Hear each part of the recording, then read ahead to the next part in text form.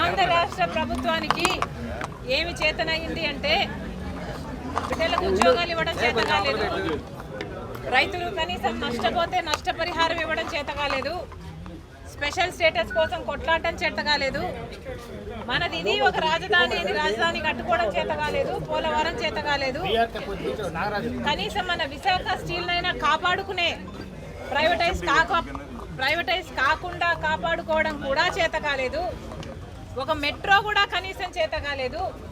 ఈరోజు ఏం చేతనయ్యింది అంటే జర్నలిస్టులను కొట్టడము, ప్రతిపక్షాలు పోరాటం చేస్తే ప్రజల పక్షాన మాట్లాడితే వాళ్ళని అతి దారుణంగా అవమానించి ఇదిగోండి గాయపరిచి మరీ పోలీస్ స్టేషన్లలో కూర్చోబెట్టడం, ఇదే చేతనైంది సర్కార్కి. మరి మీకు ఎందుకు ఓట్లు వేయాలి అని ఆంధ్ర రాష్ట్ర ప్రజలు అడుగుతున్నారు. నమ్మించి వంచన చేయడం కాదా ఇది అని అడుగుతున్నాం. మీరు అధికారంలోకి రాకముందు మూకుమ్మడిగా రాజీనామాలు చేద్దాము, స్పెషల్ స్టేటస్ ఎందుకు రాదో చూద్దాము అన్నారు. మరి ఇప్పుడు అధికారంలో మీరున్నారు, మీ ఎమ్మెల్యేలు మీ ఎంపీలు ఎందుకు మూకుమ్మడి రాజీనామాలు చేయటం లేదు, స్పెషల్ స్టేటస్ కోసం ఎందుకు కొట్లాడటం లేదు? బీజేపీ ఏమో స్పెషల్ స్టేటస్ ఇవ్వము అని వాళ్ళు తేల్చి చెప్పినా కూడా వాళ్ళు ఏదో మనకు ఫేవర్ల మీద ఫేవర్లు చేస్తున్నట్టు బీజేపీకి ఎందుకు ఊడిగలు చేస్తున్నారు? అటు జగన్మోహన్ రెడ్డి గారైనా అటు చంద్రబాబు గారైనా అసలు మాకు ఏం మేలు చేసింది బీజేపీ పార్టీ? 10 సంవత్సరాల నుంచి ఒక్కటంటే ఒక్క హామీ, 10 హామీలు ఉంటే ఒక్క హామీ అయినా నెరవేర్చుకోగలిగామా? మన కర్మ కాకపోతే అటు పాలక పక్షం ఇటు ప్రతిపక్షం ఇద్దరూ కలిపి బీజేపీ పార్టీకే ఊడిగలు చేస్తున్నారు, బీజేపీ పార్టీకే సలాములు కొడుతున్నారు. కానీ బీజేపీ పార్టీ మనకు చేసింది ఏమిటి? మళ్ళీ ఓట్లేస్తే మళ్ళీ ఇదే పరిస్థితి కదా, మళ్ళీ బీజేపీ పార్టీ అధికారంలోకి వస్తుంది, మళ్ళీ వీళ్ళే అధికారంలోకి వస్తారు, మళ్ళీ వాళ్ళే ప్రతిపక్ష నాయకుడు అవుతారు, మళ్ళీ ఇదే స్పెషల్ స్టేటస్ గాలికి వదిలేస్తారు, పోలవరం జరగదు, మనకు రాజధాని ఉండదు, మన బిడ్డలకు ఉద్యోగాలు రావు. అధికారంలోకి రాకముందు మెగా డిఎస్సీ వేస్తామని చెప్పి జగనన్న గారు ముఖ్యమంత్రి అయ్యారు. అధికారంలోకి రాకముందు 2,30,000 ఉద్యోగాలు ఖాళీగా ఉన్నాయి, మాకు ఇదే భర్తీ చేయడమే ప్రాధాన్యత అన్నారు. వరదలు పారిస్తామన్నారు నోటిఫికేషన్. అధికారం వచ్చిన తర్వాత 2,30,000 ఉద్యోగాల గురించి పూర్తిగా మర్చిపోయారు. ఇప్పటికీ కూడా ప్రభుత్వ శాఖలలో ఏపీపీఎస్సీ ద్వారా వాళ్ళు భర్తీ చేస్తామన్న 2,30,000 ఉద్యోగాలు అలాగే ఉన్నాయి, అవి భర్తీ కాలేదు. అవి భర్తీ కాకపోగా వాళ్ళు వాలంటీర్లను గ్రామ సచివాలయాల కోసము వాళ్ళ సైన్యాన్ని వాళ్ళ కార్యకర్తలని వాళ్ళను పెట్టుకొని వాళ్ళకు ఉద్యోగాలు ఇచ్చి వాళ్ళను పర్మనెంట్ చేశారు తప్ప ఈ 2,30,000 ఉద్యోగాలు ఏదైతే ప్రభుత్వ శాఖలలో ఖాళీగా ఉన్నాయని వాళ్ళు అన్నారో, ఆ రోజు భర్తీ చేస్తామని వాళ్ళు మాట ఇచ్చారో, వాటిల్లో ఇప్పటికీ కూడా ఏపీపీఎస్సీ ద్వారా వాళ్ళు భర్తీ చేసింది ఏమీ లేదు, కనీసము 2% కూడా చేయలేదన్నమాట. మరి వీళ్ళకి ఏం చేతనైనట్టు? పరిపాలన చేతనైనట్ట? మెగా డిఎస్సీ అన్నారు. రాజశేఖర రెడ్డి గారు మాట మీద నిలబడే వ్యక్తి. మెగా డిఎస్సీ అని రాజశేఖర రెడ్డి గారు చెప్పినాక 52,000 ఉద్యోగాలను మెగా డిఎస్సీ రాజశేఖర రెడ్డి గారు అమలు పరిచారు. మరి మెగా డిఎస్సీని అదే జగనన్న గారు 23,000 ఉద్యోగాలను భర్తీ చేస్తామని చెప్పి కూడా 5 సంవత్సరాలు ఖర్చిపోయింది. 5 సంవత్సరాలు భర్తీ చేయలేదు, 5 సంవత్సరాలు గుడ్డుగురాలకు పళ్ళు తోమారు, 5 సంవత్సరాలు కుంభకర్ణులా నిద్రపోయారు.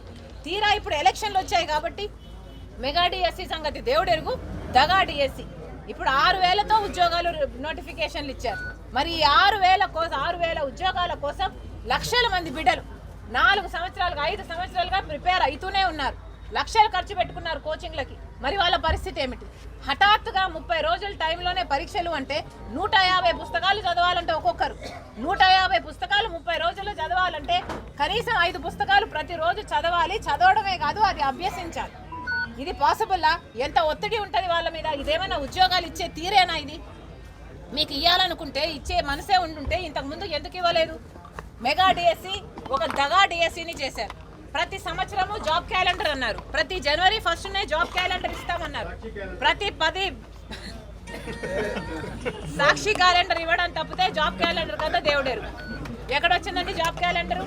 10వ తరగతి ఇంటర్కు ఎట్లయితే పరీక్షలు పెడతారో జాబ్ క్యాలెండర్లో మేము ముందే అనౌన్స్ చేస్తాము, అదే డేట్స్లలో పరీక్షలు పెడతాము, భర్తీలు చేస్తామని ఎన్ని కబుర్లు చెప్పారు.